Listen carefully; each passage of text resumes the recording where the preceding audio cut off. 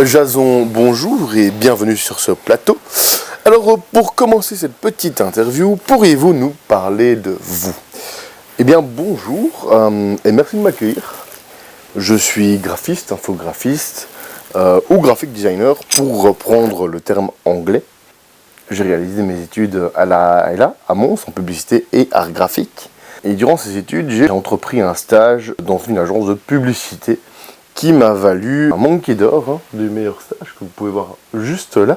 Et c'est chez Silver & Copper que j'ai fait ce stage et je vous montre d'ailleurs tout de suite une publicité qui va passer là maintenant.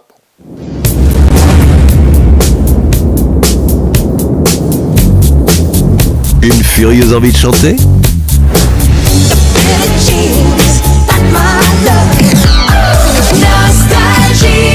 J'ai décidé de chercher du travail et j'ai trouvé un poste de chargé de communication dans une petite association de jeunesse. Ne disiez-vous pas que vous étiez infographiste?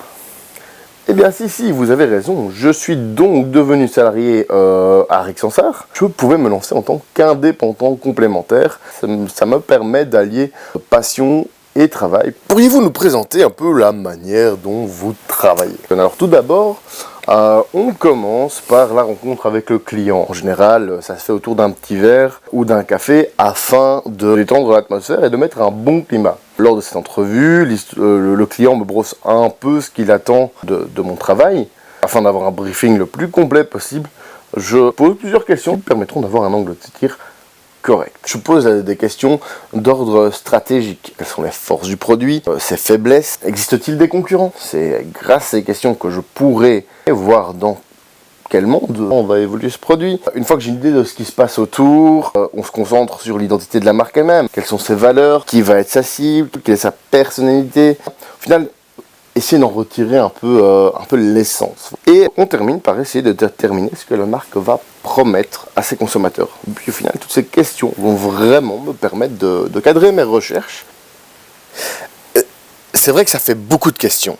Est-ce réellement si important? Ça fait beaucoup de questions, oui, mais cela permet de réellement travailler correctement. C'est à partir du moment où j'ai récupéré mes informations que j'essaye vraiment de trouver ce qu'il y a derrière des attentes.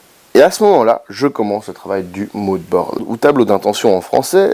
L'idée, c'est vraiment de créer un univers avec des différents éléments d'inspiration qui pourront être cohérents ensemble. Ensuite, ce sera vraiment mon point de départ pour la création. Voilà, une fois que j'ai constitué ce mood board, je l'envoie alors au client et j'attends le retour pour une troisième phase. On arrive donc à la partie de la création. J'imagine que sur ordinateur, directement, la magie opère. Alors, oui et non.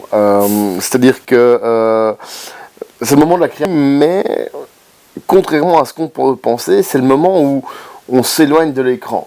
On part tout simplement avec un crayon et du papier parce que c'est finalement à ce moment-là qu'on est le plus créatif. Travailler sur les logiciels, finalement, il y a beaucoup de techniques qu'il faut avoir. Et le fait de penser par la technique va restreindre la création. Travailler sur papier va vraiment permettre de partir dans tous les sens et de créer différentes choses plutôt intéressantes. Et donc c'est vraiment à ce moment-là que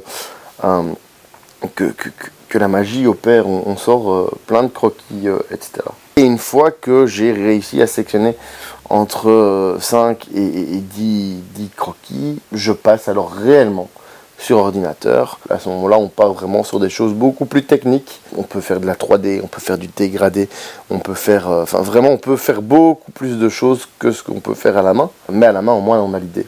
Et donc voilà, c'est vraiment l'intérêt de passer du crayon papier, puis d'arriver seulement à l'ordinateur. Une fois que j'ai terminé, j'aime bien mettre le logo en situation. Par exemple, si j'ai travaillé pour un électricien, eh bien, j'ai mis ce logo sur une camionnette pour un peu le visuel de l'utilitaire. Donc voilà, j'essaye vraiment de mettre le logo en situation parce que c'est là que ça parle, c'est là qu'on peut comprendre. Un logo en lui-même peut être beau, mais ce qui est important, c'est de voir à quel moment il est utilisé, à quel moment il peut être pertinent. Je prépare un document de présentation de tout ça et j'envoie ça au client. Et après, c'est bon. Si seulement, en général, on échange 3 à 5 fois. Et puis je développe l'identité visuelle en fonction de ce qui est demandé également. Les éléments graphiques que l'on retrouvera sur la carte de visite, les folders, le site web, etc. Et tout ça, c'est pour le travail sur des logos. Mais faites-vous autre chose. Quels sont vos autres projets, vos autres méthodes de travailler et comment fonctionnent-elles? Alors je ne fais pas que du logo, je travaille également le développement de folders, de cartes de visite, un peu de sorte de papeterie d'entreprise. Mais c'est vrai que le logo en général est à la base de tout, donc c'est important qu'il soit là. Mais dans la moindre mesure, je réalise également des photos, des vidéos. Et comme je suis toujours en soif d'apprendre de nouvelles choses, je ne dis jamais non à un travail, à un job que je pourrais trouver intéressant. Puis en termes de créa, le processus reste majoritairement semblable, même si les sources d'inspiration sont plutôt pas différentes. Eh bien, merci Jason. Eh bien, c'était avec grand plaisir. Nous terminons cette interview par un petit échantillon de ce que vous faites. Merci à tous et à bientôt.